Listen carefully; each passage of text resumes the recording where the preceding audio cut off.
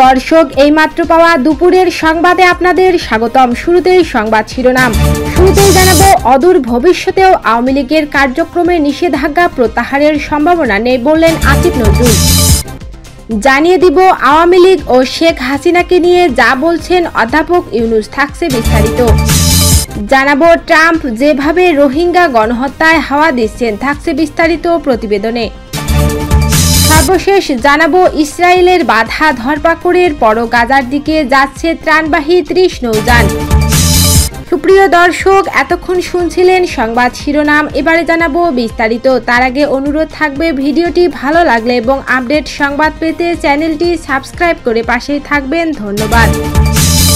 অদূর ভবিষ্যতেও আওয়ামী লীগের কার্যক্রমে নিষেধাজ্ঞা প্রত্যাহারের সম্ভাবনা নেই বললেন আসিফ নজরুল। আওয়ামী লীগের কার্যক্রমে নিষেধাজ্ঞা প্রত্যাহারের কোনো সম্ভাবনা নেই বলে জানিয়েছেন আইন উপদেষ্টা আসিফ নজরুল। বরিশাল নগরীর শ্রী শ্রী শঙ্কর মঠ পূজা মণ্ডপ পরিদর্শন শেষে সাংবাদিকদের এক প্রশ্নের জবাবে কথা বলেন তিনি। আইন উপদেষ্টা বলেন, যখন একটি দলের কার্যক্রম নিষিদ্ধ করা হয়, স্থায়ী নাকি অস্থায়ী এ ধরনের প্রশ্ন থাকে। আওয়ামী লীগের কার্যক্রমের ওপর দেয়া নিষেধাজ্ঞা উঠিয়ে নেওয়া হবে এমন কোনো সম্ভাবনা আমি দেখছি না।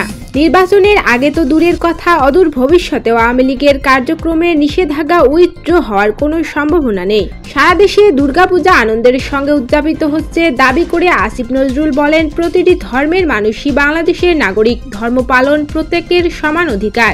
বিদেশি গণমাধ্যমে প্রধান উপদেষ্টার সাক্ষাৎকারের একটি প্রসঙ্গে আইন উপদেষ্টা বলেন, ফেব্রুয়ারির প্রথমার্ধেই নির্বাচন অনুষ্ঠিত হবে। ফেব্রুয়ারিতে নির্বাচনের পর 1 মিনিটও থাকার ইচ্ছা আমাদের নেই। আমরা চেয়েছিলাম বিচার ও সংস্কারের দৃশ্যমান অগ্রগতি হয়ে যাক।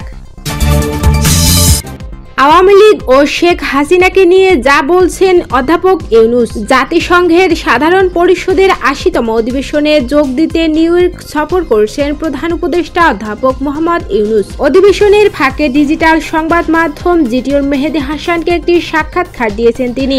সাক্ষাৎকারে জুলাই গণঅভ্যুত্থান, আওয়ামী লীগ সরকারের পতন, অন্তর্বর্তী সরকারের প্রধান উপদেষ্টার দায়িত্ব নেয়া শেখ হাসিনাকে ভারতের আশ্রয়, আওয়ামী লীগের কার্যক্রম নিষিদ্ধ করা, নির্বাচন সহ নানা বিষয়ে কথা বলছেন তিনি। প্রধান উপদেষ্টার এই সাক্ষাৎকারের একটি বড় অংশ জুড়ে আওয়ামী লীগের কার্যক্রম নিষিদ্ধ করা ও শেখ হাসিনাকে নিয়ে তার ভাবনা উঠে এসেছে। প্রথম আলোর পাঠকদের জন্য প্রশ্নোত্তর হিসেবে হুবহু সাক্ষাৎকারের ওই অংশ তুলে ধরা হলো।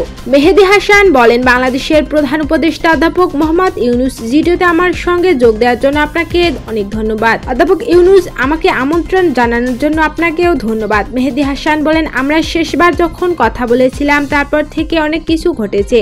আমার মনে হয় আমাদের শেষ কথা হয়েছিল 2017 সালে। তখন আপনি একজন সাধারণ নাগরিক ছিলেন। আপনার পরিচয় ছিল শান্তিতে নোবেল পুরস্কার বিজয়ী একজন অর্থনীতিবিদ, কিন্তু আপনি তখন একটি দেশ পরিচালনা করছিলেন না। 1 বছরের কিছুটা বেশি সময় আগে বাংলাদেশের ছাত্র আন্দোলনকারীরা আওয়ামী লীগ সরকারকে ক্ষমতাচ্যুত করেন। প্রধানমন্ত্রী শেখ হাসিনা দেশ ছেড়ে পালিয়ে যান। প্রায় 2 দশক ধরে তিনি আপনার দেশে কার্যত একজন একনায়ক ছিলেন এবং একাধিক মানবাধিকার লঙ্ঘনের ঘটনা ঘটিয়েছেন। তার বিদায়ে অনেকেই খুশি হয়েছিলেন। তার সরকারের পতনে আপনার প্রাথমিক প্রতিক্রিয়া কি ছিল? সেই দিন বা রাত সম্পর্কে আপনার কি মনে পড়ে? এটা ছিল সম্পূর্ণ ডক্টর ইউনূস বলেন, এটা ছিল সম্পূর্ণ অপ্রত্যাশিত। বিক্ষোভ চলছিল যেমনটা আপনি বাংলাদেশে দেখতে পাবেন, কিন্তু এমন কিছু ঘটবে তা ভাবিনি। পরিস্থিতি খুবই খারাপ ছিল। তিনি দেশ ছাড়ার আগে কি ঘটেছিল তার বিস্তারিত আমি তখন জানতাম না, তবে শেষ খবরটা ছিল তিনি চলে গেছেন, সেটি ছিল রোমাঞ্চকর। ট্রাম্প যেভাবে রোহিঙ্গা গণহত্যায় হাওয়া দিচ্ছেন। জাতিসংঘ সাধারণ পরিষদের ৮০তম অধিবেশনে ভাষণ দিতে গিয়ে যুক্তরাষ্ট্রের প্রেসিডেন্ট ডোনাল্ড ট্রাম্প বৈশ্বিক অভিবাসন এজেন্ডার বিরুদ্ধে কথা বলেছেন। তার এই বক্তব্য বিশ্বের বিতরণবাদী ও সংকীর্ণ জাতীয়তাবাদী সরকারগুলোর জন্য বড় এক উপহার। মিয়ানমার বহু বছর ধরে রোহিঙ্গাদের রাষ্ট্রহীন করে রাখার নীতি চালিয়ে আসছে। ট্রাম্পের এই ভাষণ দেশটির স্বৈর শাসকদের জন্য শুধুই বাগাড়ম্বর নয়, বরং তাদের কর্মকাণ্ডের বৈধতা পাওয়ার মতো ব্যাপার। ট্রাম্প দেশগুলোকে বললেন সীমান্ত বন্ধ করে দিতে, বিদেশিদের বের করে দিতে এবং এমন অভিবাসীদের ঠেকাতে যাদের সঙ্গে আপনাদের কোনো সম্পর্ক নেই, কোনো মিলও নেই। তিনি অভিবাসনকে অস্তিত্বের হুমকি হিসেবে তুলে ধরে সতর্ক করলেন, এতে দেশগুলো নষ্ট বা ধ্বংস হয়ে যেতে পারে। জাতিসংঘের মতো বৈশ্বিক মঞ্চ থেকে দেয়া এ ধরনের বক্তব্যকে কেবল রাজনৈতিক নাটক বলে খারিজ করে দেয়া যায় না। এর প্রতীকী গুরুত্ব আছে। এর মাধ্যমে এটা বোঝানো হচ্ছে যে বড় শক্তিগুলো এ ধরনের বর্জনমূলক পদক্ষেপকে শুধু সহ্যই করবে না, অনেক সময় চুপচাপ সমর্থন দেবে।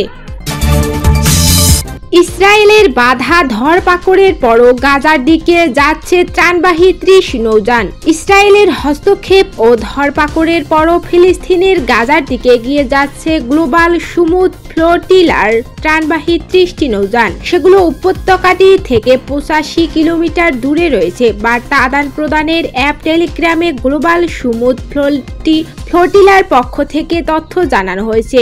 গাজা থেকে 129 কিলোমিটার দূরে ভূমধ্য সাগরে থাকা অবস্থায় ফ্লোটিলায় বাধা দেয় ইসরায়েলি বাহিনী। তাদের অন্তত 8টি নৌকা থামিয়ে দেওয়া হয়। সেগুলো হলো দেইর ইয়াসিন, হিউগা, স্পেক্টার, আদারা, আলমা, সিরিয়াস, আরোরা ও গ্র্যান্ডি ব্লু।